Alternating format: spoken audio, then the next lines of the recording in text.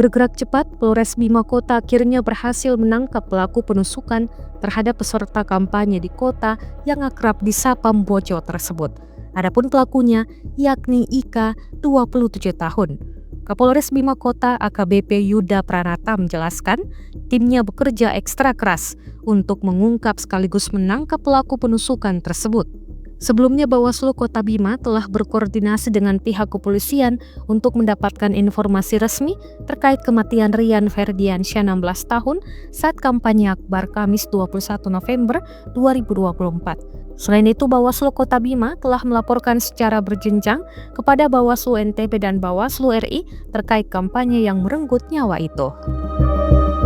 Hari ini kami dari Polres Bima Kota merilis tentang kejadian kemarin waktu pelaksanaan kampanye di lapangan yang mengakibatkan adanya korban 3 orang dengan 1 meninggal dunia dan yang 2 luka sedang, di mana untuk 3 korban yang meninggal bersama Ferdian bulan depan dia baru masuk 17 tahun meninggal dengan 4 luka tusukan dengan almarhumah di Kelurahan Oimbo, dan yang kedua bernama Sulaiman, umur 22 tahun sama dengan dari Oimbo, dan ketiga adalah Ikrawan Saputra, umur 22 dari Rawamangun.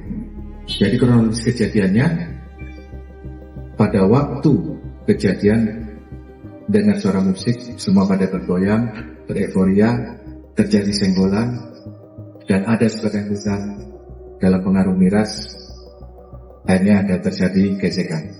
Dia melindungi temannya, karena temannya yang waktu terjadi gesekan akan dipukul oleh kelompok dan korban.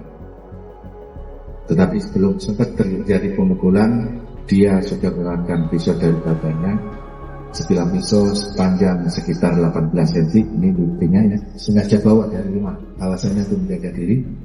Makanya ada kejadian langsung dilakukan, dia akan tusukan secara random atau baru buta. Misalkan mendekat, siapa yang membayangkan dia dan temannya langsung dalam penusukan.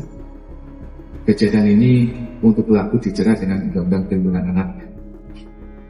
Dan kami juga berpesan pada seluruh masyarakat Kota Bima, baik kabupaten yang berada di wilayah hukum Polres Bima Kota, untuk tidak mengkonsumsi miras. Download Tribun X sekarang, menghadirkan lokal menjadi Indonesia.